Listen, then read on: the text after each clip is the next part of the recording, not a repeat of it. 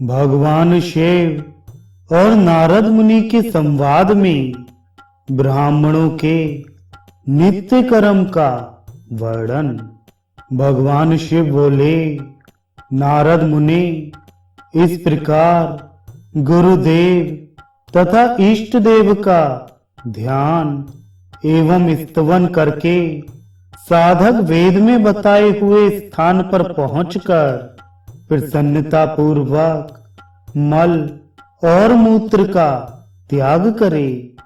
जल के निकट का स्थान, बिलयुक्त भूमि, प्राणियों के निवास के निकट, देवालय के समीप, वृक्ष की जड़ के पास, मार्ग, हल से जोती हुई भूमि, खेती से भरे हुए खेत, गौशाला, नदी, कंदरा के भीतर का स्थान, फुलवाड़ी, कीचड़ युक्त अथवा दलदल की भूमि, गांव आदि के भीतर की भूमि, लोगों के घर के आसपास का स्थान, मेख या खंबे के पास, पुल, सरकंडों के वन, शमशान भूमि, अग्नि के समीप, खेल कूद के मैदान, विशाल वन, मचान के नीचे का स्थान, पेड़ की छाया से युक्त स्थान,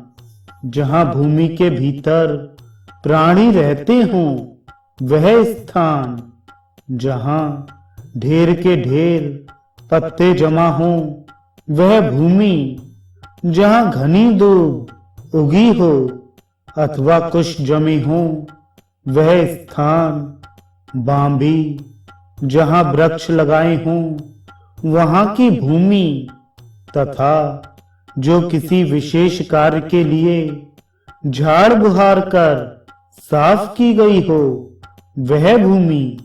इन सबको छोड़कर सूर्य के ताप से रहित स्थान में गड्ढा खोद उसी में मलमूत्र का त्याग करना चाहिए। दिन में उत्तराभिमुख होकर मलमूत्र का त्याग करे, रात में पश्चिम की ओर मुंह करके और संध्या काल में दक्षिण की ओर मुंह रखते हुए मलोत्सर्ग तथा मूत्रोत्सर्ग करना उचित है। मौन रहकर जोर जोर से सांस ना लेते हुए मल त्याग करें, जिससे उसकी दुर्गंध नाक में ना जाए। मल त्याग के पश्चात उस मल को मिट्टी डालकर ढक दें। तदनंतर बुद्धिमान पुरुष गुदा आदि अंगों को शुद्ध करे। पहले ढेले या मिट्टी से गुदा आदि की शुद्धि करे, तत्पश्चात उसे जल से धोकर शुद्ध करे। मृतिका युक्त जो जल शौच के उपयोग में आता है, उसका प्रमाण सुनो।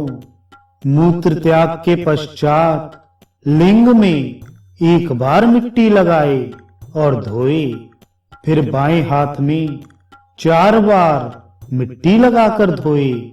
तत्पश्चात दोनों हाथों में 2 बार मिट्टी लगाकर धोना चाहिए। यह मूत्र शौच कहा गया। यदि मैथुन के अनंतर मूत्र शौच करना हो तो उसमें मिट्टी लगाने और धोने की संख्या दुगनी कर दे, अथवा मैथुन के अनंतर का शौच मूत्र शौच की अपेक्षा चौगुना होना चाहिए। मल त्याग के पश्चात लिंग में 1 बार, गुदा में 3 बार, बाएं हाथ में 10 बार तथा दोनों हाथों में 7 बार मिट्टी देनी चाहिए। छठे बार मिट्टी लगाकर धोने से पैरों की शुद्धि होती है। गृहस्थ ब्राह्मणों के लिए मल त्याग के अनंतर यही शौच बताया गया है। विधवाओं के लिए इस शौच का प्रमाण दुगना बताया गया है। यतियों, वैष्णवों, ब्रह्म ऋषियों एवं ब्रह्मचारियों के लिए गृहस्थों की अपेक्षा चौगने शौच का विधान किया गया है। उपनयन रहित द्विज, शूद्र तथा स्त्री के लिए उतने ही शौच का विधान है जितने से उन अंगों में लगे हुए मल के लेप और दुर्गंध मिट जाएं।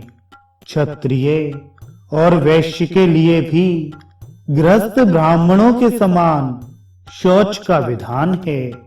वैष्णव आदि मुनियों के लिए दुगना शौच कहा गया है। शुद्धि की इच्छा रखने वाले मनुष्य को शौच के उपयुक्त नियम में न्यूनता या अधिकता नहीं करनी चाहिए, क्योंकि विहित नियम का उल्लंघन करने पर प्रायश्चित का भागी होना पड़ता है।